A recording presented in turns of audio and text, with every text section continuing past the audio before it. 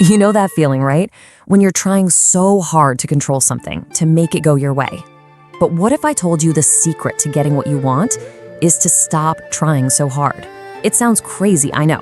But today, we're gonna pull back the curtain on this powerful, counterintuitive secret. Have you ever been there? I mean, really been there? The more you push, the more you try to force something to happen, the faster it just seems to slip right through your fingers. It is so frustrating, it's exhausting, and honestly, it can feel like you're in a fight with the entire universe. Well, there's a name for what's happening, and just understanding it, that can change everything. So, to really get a handle on this idea, I want to tell you a quick story. It's a really simple one, but it perfectly explains the problem we're talking about. It's all about a boy, a cat, and a lesson that is way bigger than both of them. Okay, so meet Alex. He's 12 years old, and he's got this one single-minded goal. He wants to befriend Shadow. Shadow is the neighborhood cat, kind of like this cool, mysterious little black panther.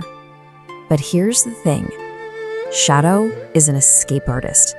Every single time Alex sees Shadow, his instincts just completely take over. He goes into what we're gonna call control mode. You know the drill. He spots the cat and immediately starts chasing it, arms wide open. He tries to corner it behind a bush or something, and, well, you can guess what happens next. He's left standing there watching Shadow's tail disappear. From the cat's point of view, Alex isn't a potential friend, he's a predator. And you can just feel his frustration, right? He's left feeling totally defeated.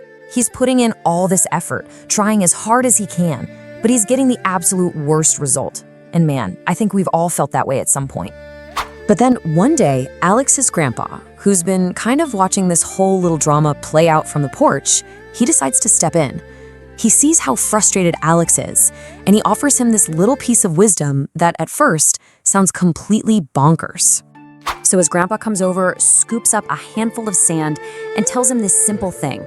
Control is like sand, Alex. The tighter you hold on, the less you have. And this little metaphor, it's the key to this whole puzzle. You can picture it, right? When Alex clenches his fist and squeezes that sand with all his might, it just streams out between his fingers until there's nothing left. But when his hand is relaxed and open, the sand just sits there, perfectly content. His desperate attempt to control it is the very thing that makes him lose it. So this new kind of strange idea clicks for Alex, and he decides he's gonna try an experiment.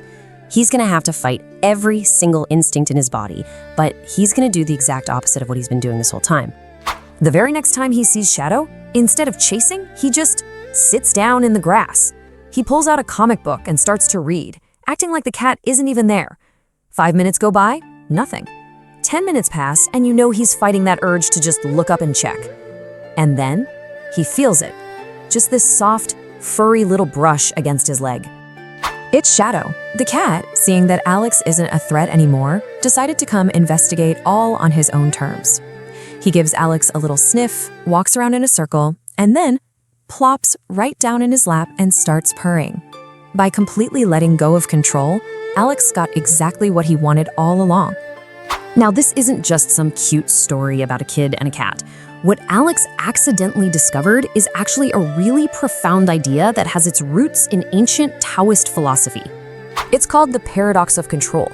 Basically, the more desperate you are to manage a specific outcome, the more anxious you get, the more clumsy you become, and, well, ironically, the more likely you are to fail. But when you relax, when you release that white-knuckle grip on the result, you free yourself up to just act naturally and effectively. And you see this everywhere once you start looking for it. Think about holding a wet bar of soap. Squeeze it too tight and whoosh, it's gone. Or an athlete who's in the zone. They're not obsessing over winning, they're just completely lost in the act of playing.